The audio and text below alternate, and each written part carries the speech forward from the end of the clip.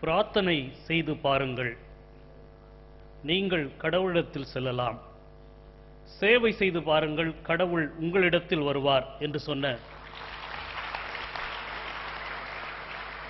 அன்னை தெரேசாவினுடைய சொற்களோடு உங்கள் மத்தியிலே நான் நிற்கிறேன். இந்த வளாகத்திற்குள் காலடி எடுத்து வைக்கின்ற பொழுது ஒரு வரலாற்றுக்குள் நடப்பது போன்ற ஒரு உணர்வு எனக்கு இருந்தது. ஒரு 80 ஆண்டு காலம் இந்த இடத்திலே ஒரு கல்வி பணியை உருவாக்கி இன்றைக்கு உலகம் முழுக்க தமிழகம், இந்தியா கடந்து பெயர் தெரியாத கிராமங்களில் இருப்பவர்களை எல்லாம் பட்டதாரி ஆக்கி கொண்டிருக்கின்ற இந்த மிகப்பெரிய வளாகத்திற்கு வந்திருப்பதிலே நான் பெருமை அடைகிறேன். நண்பர்களே, பல்கலைக்கழகம் நடத்துவது என்பது பொட்டல் காட்டில் வேளாண்மை செய்வது என்பது போன்ற ஒரு உணர்வு. மிக கடினமான ஒன்று. ஆனால் அதை 80 ஆண்டு காலம் செய்வது என்பது இன்றைக்கு சிதம்பரத்திற்கு நடராஜர் போலவே மற்றொரு முகவரியை தந்திருக்கின்ற இந்த அண்ணாமலை பல்கலைக்கழகத்தில் பேசுவதற்கு நான் பெருமைப்படுகிறேன். இந்த நிகழ்வில் தலைமையேற்று தொடங்கி வைத்து மிக ஆழமான சிந்தனைகளை நம்முடைய மத்தியிலே வழங்கி இருக்கின்ற உங்களுடைய பதிவாளருடைய அறைக்கு நான் சென்றிருந்த பொழுது அந்த அறையில் மிகப்பெரிய மரப்பெட்டி 2 பார்த்தேன். அந்த மரப்பெட்டியை பார்க்கின்ற பொழுது உண்மையாகவே ஒரு பாரம்பரியத்தை இது உள்ளடக்கிய ஒரு மரப்பெட்டியாக நான் நினைக்கிறேன். இந்த வளாகம் என்பது வரலாறுகளை உள்ளடக்கிய ஒன்று. இங்கே அமர்ந்து கொண்டிருக்கிற நீங்கள் சாதாரணமானவர்கள் அல்ல. யாரோ எப்பொழுதோ போட்ட விதை இன்றைக்கு பெரிய மரமாகி எல்லோரும் வந்ததிலே பழம் பறித்துக் கொள்ளவும் நிழலை அனுபவிக்கவும் கூடு கட்டிக் கொள்ளவும் இருப்பது போல இங்கே படிக்கின்ற நீங்கள், இங்கே பயிற்றுவிக்கின்ற ஆசிரியர்கள் நாளைக்கு இந்த சமூகத்தின் மிகப்பெரிய விருட்சங்களாக இருக்க போகிறீர்கள் என்கிற நம்பிக்கையோடு நான் இந்த இடத்திலே பேச தொடங்குகிறேன். வழக்கமாக நாட்டு நலப்பணி திட்டம் என்று சொன்னாலே நானெல்லாம் படிக்கின்ற பொழுது ஒரு 10 நாள் வெளியில போய் மகிழ்ச்சியா இருந்துட்டு நல்லா சாப்பிட்டுட்டு ஒரு 4-5 புத்தகம் எடுத்துன்னு போய் படிச்சுட்டு ஊர் சுத்திட்டு வர்றது, அதுதான் நாட்டு நலப்பணி திட்டம். இந்த என்சிசில நான் சேர்றதே கிடையாதுங்க. ஏன்னா அது ரொம்ப கஷ்டம். எனக்கு 4:30 மணிக்கு எழுணும், அடிப்பாங்க, ஒரே ஒரு சம்சா கொடுப்பாங்க. நான் நாட்டு நலப்பணி திட்டம் நல்லா சோறு போடுவாங்க.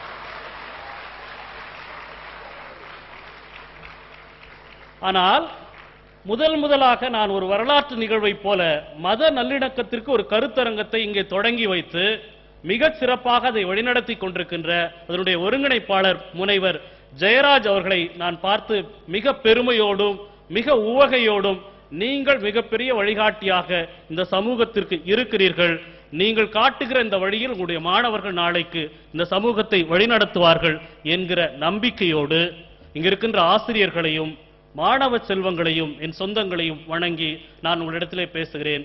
சில வார்த்தைகளை மாத்திரம் நாங்கள் உங்கள் முன்னதாக பேச இருக்கிறேன். மாணவர்களே, மதத்தை குறித்து பேசுவது என்பது கொஞ்சம் கடினமான ஒன்றுதான். ஏனென்று சொன்னால் எல்லாமே தத்துவங்கள். ஆனால் அதை உள்வாங்கி வைத்துக் கொள்ளுகின்ற பொழுது பின்பு எப்பொழுதாவது மழை பெய்கின்ற பொழுது எப்படி பூமி தனக்குள்ளாக இருக்கின்ற விதைகளை விருட்சங்களாக தாவரங்களாக முளைப்பித்து பசுமையாக இருக்கிறதோ அப்படி இங்கே விதைக்கின்ற செய்திகளை நீங்கள் உங்கள் மனங்களிலே வாங்கி வைத்துக் கொள்ளுங்கள். நாளைக்கு உங்களுக்கு அது பயன்படும். சரி, காரல் மார்க்ஸ் இப்படி ஒரு வார்த்தையை சொன்னார். இறைவன் என்பவன் பெயர் சொல் அல்ல வினை சொல் என்று சொன்னான். கடவுள் என்பது பெயர் சொல் அல்ல, அது வினை சொல் என்று சொன்னான். பாரதி இந்து மதத்தை பற்றி சொல்லுகின்ற பொழுது 2 சொற்களை சொல்லுகிறான். எல்லா உயிர்களும் தமதென்று நினைப்பது, எல்லா உயிர்களும் தமதென்று நினைப்பது, எல்லா உயிர்களோடும் நம்மை ஐக்கியப்படுத்திக் கொள்வதுதான் இந்து மதம் என்று சொல்லுகிறான். இந்து மதத்திற்கு மிக புரட்சிகரமாக கிடைத்த விவேகானந்தர் இப்படி சொல்லுகிறார். எது இந்து மதம் என்று சொன்னால், ஒரு நாய் பட்டினியா இருக்கின்ற பொழுது அந்த நாய்க்கு உணவிடுவதுதான் என் மதத்தின் தத்துவம் என்று சொல்லுகிறான். அன்பு. நபிகள் நாயகம் இப்படி சொல்லுகிறார். நீங்கள் உணவு சமைக்கிறீர்கள், அந்த உணவினுடைய மனம் அந்த மனம் எவ்வளவு தூரத்திற்கு பரவுகிறதோ அவ்வளவு தூரத்திற்கும் மக்கள் பட்டினி இல்லாமல் இருக்கிறார்களா என்று பார்த்துவிட்டு நீ சாப்பிடுவதுதான் இந்த பண்டிகையை அனுசரிப்பதற்கான அர்த்தம் என்று சொல்லுகிறார். நேற்றைய தினத்தில் ரோஜா பூக்கள் நிறைய விற்பனையாகி இருக்கின்றன. ஒரு ரோஜாவின் விலை பல ரூபாய்க்கு விற்பனையாகி இருக்கிறது. காதலர் தினத்தை கொண்டாடி முடித்திருக்கிறீர்கள். ஒரு கவிதை இப்படி சொல்லுவார்கள். குழந்தைகள் தினத்தை கொண்டாடுகிறவர்களே, தினங்களை விட்டுவிட்டு குழந்தைகளை கொண்டாடுங்கள் என்று சொல்லுவார்கள். நான் உங்களுக்கு சொல்லுகிறேன், நாம் நாட்களை அனுசரிக்கிறோம். நாட்களை விட்டுவிட்டு அந்த நாட்களுக்கான அர்த்தங்களை நாம் என்னவென்று பார்க்க வேண்டும். சரி, கிறிஸ்தவ மதம் என்பது என்ன? கிறிஸ்தவ மதம் என்பது அல்ல, கிறிஸ்தவம் என்பது உணரப்படுகின்ற ஒரு அனுபவம். ஏன் அப்படி சொல்லுகிறேன் என்று சொன்னால், இயேசு பெருமான் இந்த மண்ணிலே 33.5 ஆண்டுகள் வாழ்ந்தார் என்பது வரலாறு. 3.5 ஆண்டுகள் மாத்திரமே அவன் சமூகத்திற்கு வந்தான். அந்த 3.5 ஆண்டு காலம் அவன் எப்படி இந்த சமூகத்திற்கு தன்னை பதிவு செய்துவிட்டு போனானோ அதுதான் கிறிஸ்தவ மார்க்கம். நான் ஒன்றை சொல்லுகிறேன். முதலாக இயேசு கிறிஸ்து இங்கு பிறப்பதற்கு முன்பதாக இஸ்ரவேல் என்கிற ஒரு மக்கள் இருந்தார்கள். அந்த மக்கள் எகிப்து தேசத்திலே அடிமைகளாக இருக்கிறார்கள். அடிமையாக இருக்கின்ற மனிதர்களை இறைவன் மோசே என்கிற ஒரு மனிதனை கொண்டு மீட்டு வராந்திரத்திலே 40 ஆண்டு காலம் வழிநடத்தி போகிறார். போகின்ற நாட்களில் இந்த மக்களை நெறிப்படுத்துவதற்காக இறைவன் 10 கட்டளைகளை அந்த மக்களுக்கு கொடுக்கிறார். நான் அதை சுருக்கமாக சொல்கிறேன். உன் கடவுளை நீ மறக்க வேண்டாம். உன் கடவுளின் பெயரை நீ வீணாக வழங்க வேண்டாம். இறைவனுக்காக நியமித்திருக்கின்ற நாளை நீ சரியாக அனுசரிக்க வேண்டும். உன் தகப்பனையும் தாயையும் கனம் செய்ய வேண்டும். கொலை செய்யக்கூடாது, களவு செய்யக்கூடாது, விபச்சாரம் செய்யக்கூடாது, பொய் சாட்சி சொல்லக்கூடாது, அயலான் பொருட்களை இச்சிக்க கூடாது, அயலானுடைய எந்த மாட்டையோ மனிதனையோ வேலையாளையோ நீ அபகரிக்க கூடாது என்று 10 கட்டளையை சொல்லுகிறார். இது பழைய ஏற்பாட்டு காலம். இயேசு இந்த மண்ணிலே வருகிறார். மக்கள் மத்தியிலே அவர் போய் பிரசங்கம் செய்கிறார். செய்கின்ற பொழுது ஒருவன் கேட்கிறான், இயேசு கிறிஸ்துவே, நியாயப்பிரமாணம் நமக்கு 10 கட்டளைகளை தந்திருக்கிறது. அதில் பிரதானமானதாக நீங்கள் எதை கருதுகிறீர்கள் என்று சொல்கிறார். மாணவர்களை கவனமாக கேளுங்கள். 10 கட்டளைகளை நியாயப்பிரமாணம் சொல்லுகிறது. எது பிரதானம் என்று நீங்கள் கருதுகிறீர்கள் என்று கேட்கிறார்கள். இயேசு பெருமான் சொல்லுகிறான், உன் கடவுளை நீ உண்மையோடும் மனதோடும் நீ வணங்க வேண்டும் அல்லது அனுசரிக்க வேண்டும். 1. 2, உன்னை போல பிறனையும் நேசிக்க வேண்டும். இந்த 2 கட்டளைகளில் இந்த 10 கற்பனையும் அடங்கி இருக்கிறது என்று சொல்லுகிறான். உன்னை போல நீ பிறனையும் நேசிப்பதில் கொலை செய்யாதே, விபச்சாரம் செய்யாதே, களவு செய்யாதே என்கிற அத்தனையும் அடங்கி இருக்கிறது என்று அன்பை பிரதானப்படுத்தி இயேசு பெருமான் இந்த மண்ணிலே தன்னுடைய முதல் சிந்தனையை விதைக்கிறார். நான் கேட்கிறேன், இன்றைக்கு காந்தியடிகளை நாம் மகாத்மா என்று சொல்லுகிறோம். மகாத்மாவை செதுக்கிய சில காரியங்கள் இருக்கின்றன. நமக்கு எழுத்துப்பூர்வமாக சொல்லப்பட்டிருக்கின்ற ஒன்று என்னவென்று சொன்னால், காந்தி பரமாத்ம குரு கதைகளை படித்தார். பல கதைகளை படித்தார், அது அவரை செதுக்கியதாக சொல்லுகிறார்கள். காந்தி தன்னுடைய சுயசரிதையிலே சொல்லுகிறார், என்னை செதுக்கிய எழுத்துக்களில் லியோ டால்ஸ்டாய்க்கு மிகப்பெரிய பங்கு இருக்கிறது என்று சொல்கிறார். லியோ டால்ஸ்டாயின் கதைகள் என்னை செதுக்கி இருக்கிறது என்று காந்தி சொல்லுகிறார். லியோ டால்ஸ்டாயின் கதைகள் என்ன சொல்லுகிறது? நான் ஒரே ஒரு சம்பவத்தை சொல்லுகிறேன். ஒரு உச்சி வெயில் நேரம், ஒரு செருப்பு தைக்கிற தொழிலாளி தன்னுடைய கடையிலே செருப்பு தைத்துக் கொண்டிருக்கிறான். அவன் தைத்துக் கொண்டிருக்கிற அந்த உச்சி வெயிலில் யாரும் அவனை பார்க்க வரவில்லை. ஒரு வயோதிப கிழவன் அவரை பார்க்க வருகிறார். பார்க்க வந்த அந்த வயோதிப கிழவனை அந்த செருப்பு தைக்கிறவன் பார்த்து சொல்லுகிறான், வா கடவுளே உட்காரு என்று ஒரு கிழிந்த தோலை எடுத்து அந்த வயோதிபன் உட்காருவதற்காக அவன் போடுகிறான். அந்த வயோதிபனாக வந்த இறைவன் வியந்து போய் கேட்கிறான், நான் கடவுள் என்று உனக்கு எப்படி தெரியும் என்று கேட்கிறான். உடனே அந்த அந்த செருப்பு தைக்கிற தொழிலாளி சொல்லுகிறான், இந்த ஏழையை, இந்த ஒன்றுமில்லாதவனை தேடி இந்த உச்சி வெயில் நேரத்தில் கடவுளை தவிர வேற எவன் வர முடியும் என்று சொல்லுகிறான்.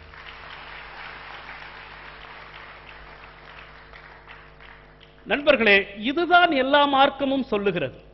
இதைத்தான் எல்லா மதங்களும் சொல்லுகிறது. நீங்கள் அன்பு செலுத்த வேண்டும் என்பதைத்தான் சொல்லுகிறது. ஒரு சம்பவம், இயேசு பெருமானிடத்திலே ஒரு மிகப்பெரிய விஞ்ஞானி, ஒரு மிகப்பெரிய படித்த மேதை ஒருவன் இயேசு பெருமானை பார்த்து கேட்கிறார், கடவுளே, நான் சொர்க்கத்துக்கு போக வேண்டும், என்ன செய்ய வேண்டும் என்று கேட்கிறார். இயேசு பெருமான் சொல்கிறார், நியாயப்பிரமாணம் இருக்கிறதே, அது அத்தனையும் படித்திருக்கிறாயா என்று அவர் கேட்கிறார். அவன் சொல்லுகிறான், நான் அத்தனையும் என் சிறு வயது முதற்கொண்டு படித்திருக்கிறேன், அதை உள்வாங்கி நான் என்னுடைய வாழ்க்கையிலே நடந்து கொண்டிருக்கிறேன், ஆனால் எனக்கு அதில் எந்த சந்தேகமும் இல்லை என்று அவன் சொல்லுகிறான். இயேசு பெருமான் சொல்லுகிறார், உன்னிடத்தில் இன்னும் ஒரே ஒரு குறை இருக்கிறது, உனக்கு இருக்கிற எல்லா ஆஸ்திகளையும் விற்று ஏழைகளுக்கு கொடுத்து விட்டு வா, நீ சொர்க்கத்துக்கு போகலாம் என்று அவர் சொல்லுகிறார். அவன் மிக வெட்கப்பட்டு மிக வேதனையோடு திரும்பி போய்விடுகிறான். நீங்கள் நியாயப்பிரமாணத்தை படிக்க வேண்டியதில்லை, நீங்கள் நியாயப்பிரமாணத்தை உள்வாங்கிக் கொண்டு மனப்பாடமாக பேச வேண்டியதில்லை, உங்களிடத்தில் இருப்பதை மற்றவர்களுக்கு கொடுக்கிறீர்களே, அதுதான் உங்களுக்கு சொர்க்கத்துக்கு கொண்டு போகிற வழி என்பதை நீங்கள் புரிந்து கொள்ள வேண்டும்.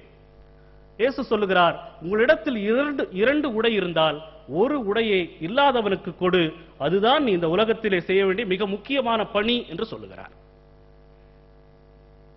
நண்பர்களே, கிறிஸ்தவ மதத்திலே மிக அடிப்படையானது என்னவென்று சொன்னால், நாம் இறந்து போய்விட்டால் கடைசி நாள் என்று ஒன்று வரும். அந்த நாளிலே நியாய தீர்ப்பு நடக்கும். இறைவன் வருவான், நல்லவர்களை ஒரு பக்கம் பிரிப்பான், தீயவர்களை ஒரு பக்கம் பிரிப்பான், நல்லவர்களுக்கு சொர்க்கத்துக்கு வழிகாட்டுவான், தீயவர்களை நரகத்திற்கு அனுப்புவான் என்பதுதான் எல்லா மார்க்கத்திலும் சொல்லப்படுகிறது, கிறிஸ்தவ மார்க்கத்திலும் சொல்லப்படுகிறது. இயேசு பெருமான் இப்படி சொல்லுகிறார். அப்படி ஒரு நாள் வரும். நியாய தீர்ப்பு நாளிலே இரண்டு பக்கமாக மனிதர்கள் பிரித்து வைக்கப்பட்டிருப்பார்கள். அப்பொழுது இறைவன் ஒருவரை பார்த்து சொல்லுவார், வாருங்கள் என் இறைவனால் ஆசீர்வதிக்கப்பட்டவர்களே, நான் பசியாயிருந்தேன், நீங்கள் எனக்கு சாப்பாடு கொடுத்தீர்கள். நான் தாகமாயிருந்தேன், நீங்கள் எனக்கு தண்ணீர் கொடுத்தீர்கள். நான் ஆடை இல்லாமல் இருந்தேன், நீங்கள் எனக்கு ஆடை கொடுத்தீர்கள். நான் காவலிலே இருந்தேன், நீங்கள் என்னை விசாரிக்க வந்தீர்கள். நான் மருத்துவமனையிலே இருந்தேன், நீங்கள் என்னை பார்த்து எனக்கு மருத்துவம் பார்க்க வந்தீர்கள். எனவே உங்களுக்காக ஆயத்தப்படுத்தப்பட்டிருக்கிற சொர்க்கத்துக்கு போங்கள் என்று இறைவன் சொல்லுவான் என்று அவர் சொல்லுகிறார். அப்பொழுது அவர்கள் கேட்பார்கள், எப்பொழுது நீங்கள் பசியா இருந்தீர்கள் இறைவனே, நாங்கள் உங்களுக்கு எப்பொழுது சோறு கொடுத்தோம்? எப்பொழுது நீங்கள் தாகமா இருந்தீர் இறைவனே, நாங்கள் எப்பொழுது உங்களுக்கு தண்ணீர் கொடுத்தோம்? எப்பொழுது நீங்கள் துணி இல்லாமல் இருந்தீர் இறைவனே, நாங்கள் எப்பொழுது உங்களுக்கு துணி கொடுத்தோம் என்று அவர்கள் கேட்பார்கள். அப்பொழுது இறைவன் சொல்லுவான், இந்த உலகத்தில் யார் யாருக்கு என்னென்ன இல்லை என்று நீங்கள் கொடுத்தீர்களோ அது எனக்கே கொடுத்தீர்கள் என்று பொருள், எனவே நீங்கள் சொர்க்கத்துக்கு போகலாம் என்று சொல்கிறார். இதைத்தான் ஏழையின் சிரிப்பில் இறைவனை காணுதல் என்பது. ஏழையின் சிரிப்பில் இறைவனை காணுவது என்பது இதுதான். இந்த உலகத்திலே நீங்கள் இல்லாதவர்களுக்கு எதை செய்கிறீர்களோ அது இறைவனுக்கு செய்வது என்று பொருள். எனவே ஒரு மார்க்கம் என்பது, அல்லது கிறிஸ்தவ மார்க்கம் என்பது எதை சொல்லுகிறது என்று சொன்னால், ஆலயம் கட்டுங்கள் என்று சொல்லவில்லை, உங்கள் பெயர்களை கிறிஸ்தவ பெயர்களாக வைத்துக் கொள்ளுங்கள் என்று சொல்லவில்லை. இந்த இயேசு பெருமான் சொல்லுகிறார், நீங்கள் இந்த உலகத்தில் இல்லாதவர்களுக்கு கொடுக்கிற மனம் உங்களுக்கு வந்து விட்டது என்று சொன்னால் உங்களிடத்தில் எந்த பாவமும் அண்டாது. இல்லாதவர்களுக்கு கொடுக்க வேண்டும், அவர்கள் வலியை நம்முடைய வலியாக நீ உணர்வாய் என்று சொன்னால் எந்த உயிருக்கும் நீ தீங்கு செய்ய மாட்டாய், உன்னிடத்தில் பாவம் அண்டாது என்று சொல்லுகிறார். இயேசு பெருமானுடைய பிறப்பை நினைத்து பாருங்களேன். இயேசு பெருமான் என்ன நினைப்போம்? அவர் கடவுள், அவரால முடியும், நாம மனுஷன், நம்மளால முடியாது அப்படின்னு சொல்லுவோம். இறைவன் மனிதனாக இந்த உலகத்திற்கு வந்து மனிதனாக வாழ்ந்து தான் போதித்த ஒவ்வொன்றையும் மனித சமூகத்திற்கு நன்மையாக வாழ்ந்து காட்டிவிட்டு போக வேண்டும் என்பதற்காக இயேசு பெருமான் இந்த மண்ணிலே வருகிறார். இந்த மண்ணிலே வந்த இயேசு பெருமான் பல காரியங்களை செய்கிறார். எங்கே ஒடுக்கப்பட்ட மக்கள் இருக்கிறார்களோ அவர்களிடத்திலே போய் சோறு தின்கிறார் இயேசு பெருமான். மக்கள் கேட்கிறார்கள், என்ன இது, தாழ்த்தப்பட்ட மக்களிடத்திலே போய் நீங்கள் பந்தியில் உட்கார்ந்து சாப்பிடலாமா என்று கேட்கிறார்கள். அப்பொழுது இயேசு பெருமான் சொல்லுகிறார், பிணியாளிகளுக்கு தான் மருத்துவனே ஒழிய நன்றாயிருக்கிற சுகமாயிருப்பவர்களுக்கு மருத்துவன் இல்லை, நான் பிணியாளியாக இருக்கின்ற இந்த மக்களை தான் தேடி வந்திருக்கிறேன் என்று சொல்லுகிறார். ஆக மார்க்கம் என்பது நமக்கு சொல்லுவது எல்லாமே ஒன்றுதான். அன்பை யார் விதைக்கிறார்களோ, அன்பு எங்கெல்லாம் இருக்கிறதோ அங்கெல்லாம் மார்க்கம் இருக்கிறது. நண்பர்களே, ஒரு உயிர் சாட்சியை நான் சொல்லுகிறேன். இந்த மண்ணில் 19 வயதில் தன்னுடைய நாட்டை விட்டு இந்த நாட்டிற்கு வந்து 21வது வயதில் துறவரம் பூண்டு இந்த மண்ணிலே, குறிப்பாக கல்கட்டா மாநகரம் சுற்றி ஹவுரா பிரிட்ஜை சுற்றி இருந்த தொழுநோயாளிகளை தேடி தேடி போய் அவர்களுடைய புண்களுக்கெல்லாம் மருந்திட்டு அவர்களை கொண்டு வந்து ஒரு ஆசிரமம் தொடங்கி அந்த இடத்திலே பாதுகாத்து இன்றைக்கு உலகத்தின் அன்பின் சின்னத்தினுடைய வடிவமாக இருக்கிற அன்னை தெரேசா அவர்கள் இப்படி சொல்லுகிறார், தொழுநோயாளின் புண்களை தொடுகின்ற பொழுதெல்லாம் நான் இயேசுவுக்கு தொண்டு செய்வதாக நினைக்கிறேன் என்று சொல்லுகிறார். ஒரு தொழுநோயாளின் புண்ணை நான் தொடுகின்ற பொழுதெல்லாம் இயேசுவுக்கு தொண்டு செய்வதாக நினைக்கிறேன் என்று அன்னை தெரேசா அவர்கள் சொல்லுகிறார். இதிலே அன்பு மட்டும்தான் இருக்கிறது. திருமறையிலே ஒரு அதிகாரத்திலே இப்படி வரும் நண்பர்களே, அன்பு என்றால் என்ன, அன்பு எது என்று சொல்லுகின்ற பொழுது, நான் மனித மொழியிலும் தேவ மொழியிலும் பேசினாலும் அன்பு எனக்கு இராவிட்டால் நான் ஒன்றுமில்லை. சத்தமிடுகிற வெண்கலம் போலவும் ஓசையிடுகிற கை ஓசை போலவும் இருப்பேன். அன்புக்கு பொறாமை இல்லை, அன்பு தன்னை புகழாது, அன்பு இருமாப்பாயிராது, அன்பு அயோக்கியமானதை செய்யாது, அன்பு தற்பொழிவை நாடாது, அன்பு சினமடையாது, அன்பு தீங்கு நினையாது, அன்பு அநியாயத்தில் சந்தோஷப்படாது, சத்தியத்தில் சந்தோஷப்படும், அன்பு சகலத்தையும் தாங்கும், சகலத்தையும் நம்பும், சகலத்தையும் விசுவாசிக்கும். அன்பு ஒரு காலமும் ஒழியாது. அறிவானாலும் ஒழிந்து போய்விடும், ஞானமானாலும் ஒழிந்து போய்விடும், அன்பு ஒரு காலமும் ஒழியாது.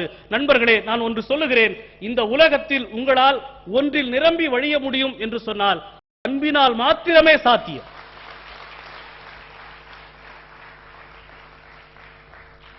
அறிவு வருகின்ற பொழுது அகந்தை வருகிறது. ஔவையார் சொல்கிறார், கற்றது கைமண் அளவு என்கிறார். உன்னால் அறிவால் நிரம்ப முடியாது. பணம் வருகின்ற பொழுது தலைகணம் வருகிறது, நோயும் வருகிறது. அதில் நாம் நிரம்ப முடியாது, நிறைவு பெற முடியாது. ஆனால் மற்ற உயிர்களிடத்திலே அன்பு செலுத்துகின்ற பொழுது நாம் நிறைவு பெற முடியும். நம்மை மற்றவர்கள் எல்லா காலத்திலும் நினைவு கூறும்படியான ஒரு வாழ்க்கையை வாழ்ந்து முடிக்க முடியும் என்பதை நீங்கள் மனதில் கொள்ள வேண்டும் என்று உங்கள் மத்தியிலே நான் இன்றைக்கு சொல்லுகிறேன். ஆகவே கிறிஸ்தவ மார்க்கம் என்பது என்ன சொல்லுகிறது என்று சொன்னால், அன்பை விதைக்கிறது. அன்பாயிருங்கள். நான் ஒன்றை சொல்லுகிறேன், இந்த மண்ணிலே ஆங்கிலேயர்கள் 200 ஆண்டு காலம் அடிமைப்படுத்தினார்கள். ஆங்கிலேயர்கள் நம்மை அடிமையாக வைத்துக் கொண்டிருந்தார்கள். ஆனால் எங்கெல்லாம் ஆங்கிலேயர்கள் மிஷனரி பணியின் மூலமாக பள்ளிக்கூடங்களை தொடங்கினார்களோ, எங்கெல்லாம் கல்லூரிகளை தொடங்கினார்களோ, எங்கெல்லாம் மருத்துவமனைகளை தொடங்கினார்களோ, அந்த இடத்தில் கிறிஸ்தவம் இருந்தது. கிறிஸ்தவர்கள் இல்லை, அந்த இடத்திலே கிறிஸ்தவம் இருந்தது என்பதை நீங்கள் மறந்து போய்விடக் கூடாது. எங்கே ஒடுக்கப்பட்டிருக்கிற மக்களுக்காக, எங்கே தாழ்த்தப்பட்டிருக்கிற மக்களுக்காக, எங்கே பெண்களுக்காக நாம் குரல் கொடுக்கிறோமோ, எங்கே துணி இல்லாதவர்களுக்கு நாம் துணி கொடுக்கிறோமோ, எங்கே நம்முடைய உணவை பகிர்ந்து மற்றவர்களுக்கு உணவு கொடுக்கிறோமோ, அந்த இடம்தான் கிறிஸ்தவத்தை நாம் உணர்கின்ற இடம். நீ கிறிஸ்தவனாக இல்லாமல் இருக்கலாம், நீ அன்பு செய்கின்ற பொழுது நீ கிறிஸ்தவன், நீ அன்பு செய்கின்ற பொழுது நீ இந்து, நீ அன்பு செய்கின்ற பொழுது நீ இஸ்லாம். நான் ஒரு சம்பவத்தை சொல்லி நான் முடிக்கிறேன். ஒரு முறை இயேசு பெருமான் இந்த மண்ணிலே இருக்கின்ற பொழுது ஒரு பெண்ணை தவறான பெண் என்று பிடித்து கொண்டு வருகிறார்கள். வந்து அவரை கல்லெறிந்து கொள்ள வேண்டும் என்று சாஸ்திரம் சொல்லுகிறது. அவரை நாம் கல்லெறிந்து கொள்ள வேண்டும் என்று எல்லோரும் நிற்கிறார்கள். இயேசு பெருமான் சொல்லுகிறார், அப்படியா, யார் சொன்னது என்று சொல்லுகிறார். நம்முடைய வேதத்திலே சொல்லி இருக்கிறது அவரை கல்லெறிந்து கொள்ள வேண்டும் என்று அவர்கள் சொல்லுகிறார்கள். அதற்கு இயேசு பெருமான் சொல்லுகிறார், உங்களில் யார் குற்றம் செய்யவில்லையோ அவர்கள் முதலில் அவள் மீது கல்லெறியுங்கள் என்று அவர் சொல்லுகிறார். நீங்கள் நினைத்துக் கொள்ளுங்கள், உங்களில் யார் குற்றம் செய்யவில்லையோ அவர்கள் முதலில் அவள் மீது கல்லெறியட்டும் என்று முதலாக பெண்ணின் பக்கமாக நின்று பேசிய புரட்சி இயேசுவிலிருந்து தொடங்கியது என்பதை உங்கள் மத்தியிலே நான் பதிவு செய்கிறேன். இயேசுனுடைய